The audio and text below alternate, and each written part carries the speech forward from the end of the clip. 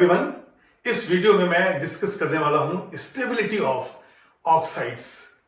देखिए, जैसे जैसे ऑक्सीडेशन स्टेट ट्रांजिशन एलिमेंट्स का या डी ब्लॉक एलिमेंट्स का बढ़ते जाता है, वैसे वैसे स्टेबिलिटी बढ़ती जाती है। और आपको मालूम है ये तो वेरिएबल ऑक्सीडेशन स्टेट है।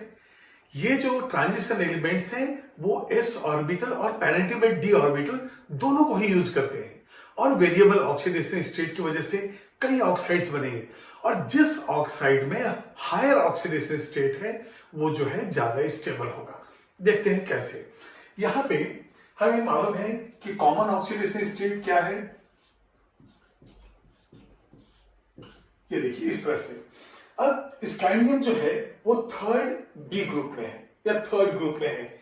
यहां पे इसका +3 ऑक्सीडेशन स्टेट होता है, तो स्कैंडियम का जो ऑक्साइड बनेगा Sc2O3 बनेगा।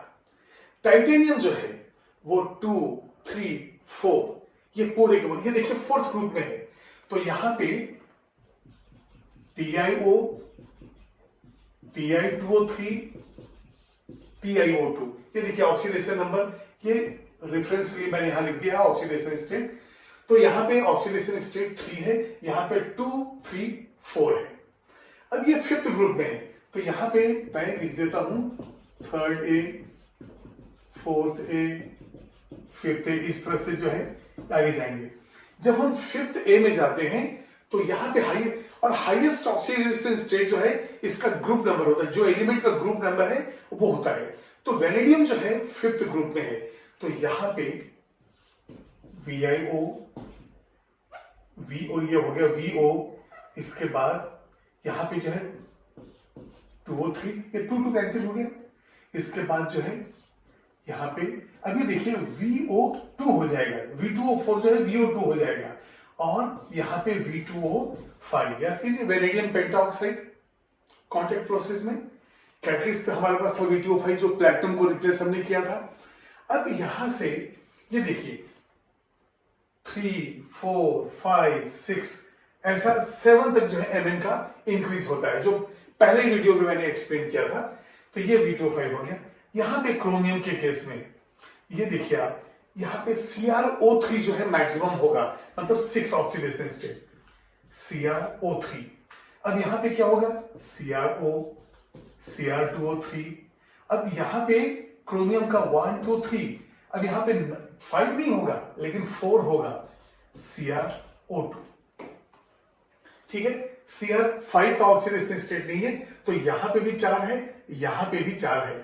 इसके बाद अब यहां पे Mn की बात करेंगे, तो यहां MnO है जहां पे ऑक्सीडेशन स्टेट 2 हो गया, Mn2O3 है, MnO2 है, और इसके बाद यहां पे देखिए Mn2O7 है। तो 5 और 6 हम ले लेते हैं यहां पे इस तरह से। अब आयरन के केस में FeO है, Fe2O3 है। कोबाल्ट के केस में भी ऐसे ही CO2O3 है, यहां पे NiO है, निकल ऑक्साइड। इसके बाद कॉपर जो है ये Cu2O हो जाता है, और CuO भी एक्सेप्शनली है यहाँ पे Cu2 और CuO, तो ये +1 हो गया, और यहाँ पे ये +2 है, और जिंक ऑक्साइड में +2 है। तो इस तरह से जो है डिफरेंट ऑक्सीडेशन स्टेट्स हैं। अब ये देखिए स्कैंडियम ग्रुप नंबर 3, तो हाईएस्ट ऑक्सीडेशन स्टेट +3 हो गया। टाइटेनियम का हाईएस्ट +4 हो गया, वेनेडियम +5 है, क्रोमियम +6 है, Mn +7, और ये Fe और Fe2O3 यदि दोनों मिला दे तो यहां पे होता है Fe3O4। तो ये +3 ऑक्सीडेशन स्टेट इसका हाईएस्ट है। इस तरह से जो है हम ले रहे हैं। जिंक पे +2 है। तो आपने देखा कि जब ट्रांजिशन एलिमेंट्स के ऑक्साइड बनते हैं तो वेरिएबल ऑक्सीडेशन स्टेट की वजह से कई ऑक्साइड्स बनते हैं, लेकिन जो हायर ऑक्सीडेशन स्टेट है वो ज्यादा स्टेबल होता है। अब ये बताइए, यदि मैं स्कैंडियम लेता हूं तो स्कैंडियम में कॉन्फ़िगरेशन क्या होगा। ये देखिए स्कैंडियम +3 लूंगा तो 4s0, 3d भी 0, क्योंकि ये 4s2 3d1 था, पूरा निकल गया। तो इस तरह से हम देख रहे हैं Mn +7 जाएंगे, तो यहां पे +7 में 4s0, 3d0 हो गया। तो हाईएस्ट ऑक्सीडेशन स्टेट यहां पे उसमें जो है कोई अनपेयर्ड इलेक्ट्रॉन नहीं है।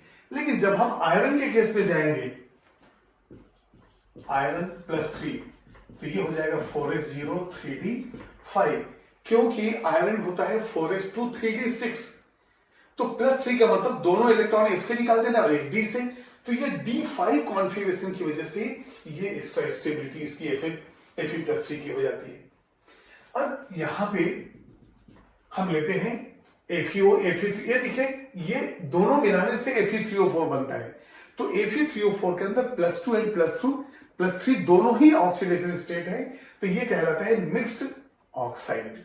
ठीक है, अब यहां पे देखिए यदि मैं कॉपर लेता हूं तो कॉपर होता है 4s1 3d10, और कॉपर के दो ऑक्सीडेशन स्टेट Cu+, तो ये हो जाएगा 4s0 और 3d10, और Cu+2 जो है ये हो जाएगा 4s0 3d9। और मैंने एक पॉइंट आपको बताया था कि कॉपर प्लस में 3d10 दिख तो रहा है, लेकिन स्टेबल +1 नहीं है बल्कि +2 है। क्यों? जैसे ही एक्वस सॉल्यूशन लेते हैं इट अंडरगोज डिस्प्रपोर्शनेशन, वहां जो है हायर एनर्जी रिलीज होता है, तो ये Cu 2 टाइम्स प्लस है, यहां से बनेगा Cu2 प्लस Cu। देखिए +1 का +2 चेंज जो है ऑक्सीडेशन हो गया, और +1 से 0 वो रिडक्शन हो गया, तो same element is undergoing oxidation as well as reduction, तो ये डिस्प्रपोर्शनेशन का रिएक्शन है। तो why Cu+ with the D10 configuration is less stable due to ये जो है undergoes disproportionation reaction, ये जो है disproportionation reaction जाता है वहां पे फ्री एनर्जी चेंज निगेटिव होता है, ΔG निगेटिव होता है, ये हो गया। फिर आप देखेंगे जिंक ऑक्साइड, तो Zn का सिर्फ +2 ऑक्सीडेशन स्टेट है, तो Zn+2 क्या होता है?